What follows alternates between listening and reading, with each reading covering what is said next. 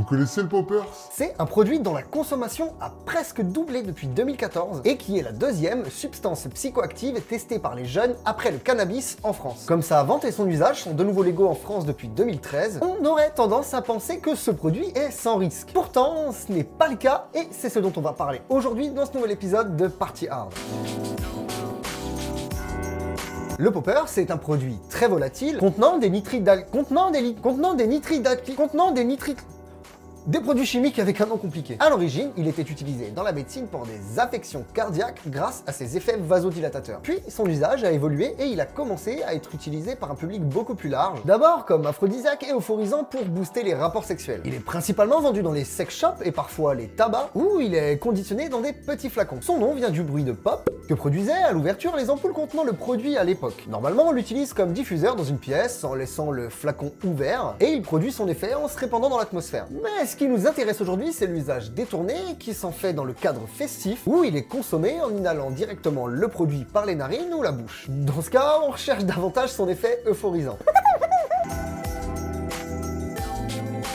Inhaler, le poppers engendre immédiatement une sensation d'euphorie, une détente musculaire et de la désinhibition pendant quelques minutes seulement. Cette sensation agréable qui est recherchée peut être accompagnée de quelques effets secondaires passagers, comme des bouffées de chaleur, voire de l'hyperthermie, ou une augmentation du rythme cardiaque. Quand cette sensation se dissipe, des effets indésirables peuvent apparaître très rapidement, surtout si on mélange poppers et alcool. Des maux de tête, qui peuvent être violents pour certaines personnes, des vertiges, voire des malaises, des pertes de mémoire passagères, des nausées. Les prises de poppers répétées sur toute une soirée ou sur plusieurs jours peuvent entraîner des désagréments à court terme. Les premiers d'entre eux sont l'irritation et l'endommagement des cloisons nasales, des brûlures, des muqueuses nasales et buccales, avec la formation des célèbres croûtes jaunâtres assez affreuses qui sont le signe d'une soirée passée le nez dans la bouteille. Si jamais ça vous arrive, pour les soigner, vous pouvez les nettoyer avec du sérum physiologique, puis mettre de la crème cicatrisante régulièrement pour hydrater les plaies. Ceux qui en consomment régulièrement ont aussi pu constater que l'abus de poppers peut parfois donner le teint pâle avec les lèvres et les ongles qui deviennent violets, donnant un petit style Faby Adams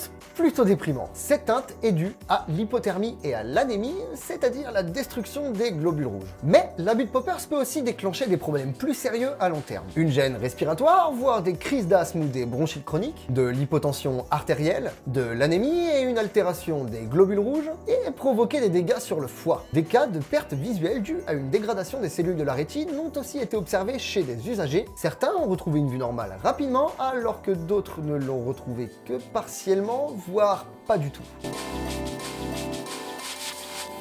Pour les asthmatiques, la prise de poppers est à éviter car vraiment dangereuse. Et oui, il peut provoquer une crise d'asthme très sévère. Il faut espacer les prises malgré l'effet fugace du produit. Il faut éviter le contact entre votre nez ou votre bouche et la bouteille car le produit est très irritant et c'est ce qui provoque les fameuses croûtes. Le popper, c'est inflammable. Il faut garder le produit éloigné de toute flamme.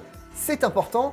Surtout si vous utilisez une cigarette imbibée pour l'inhaler. Ne jamais avaler le poppers car les risques d'intoxication sont sévères. Si vous pouvez éviter de le consommer debout, c'est toujours mieux car la perte d'équilibre peut vous faire chuter. Et bien sûr, si par hasard vous utilisez le poppers comme il est prévu à la base, c'est-à-dire en tant qu'aphrodisiaque, n'oubliez pas de vous protéger en utilisant des préservatifs. Autre précision, il faut vraiment éviter de prendre du poppers et du Viagra en même temps. Ce mélange peut provoquer une chute rapide de la tension, ainsi que des problèmes cardiaques qui peuvent être fatals. En conclusion, même si le poppers est un produit qui ne crée pas réellement de dépendance, en consommer présente des risques, donc soyez prudents. Pour plus d'informations sur le poppers, n'hésitez pas à aller faire un tour sur le site internet de l'OFDT. Et sinon, comme d'hab, toutes les sources se trouvent en description de la vidéo. Merci à vous d'avoir regardé, n'oubliez pas de liker et de partager cette vidéo à tous vos amis dont vous voulez préserver la santé. En attendant, on se retrouve très bientôt pour une prochaine vidéo Party Hard. C'était Ratus pour Freeform. Ciao!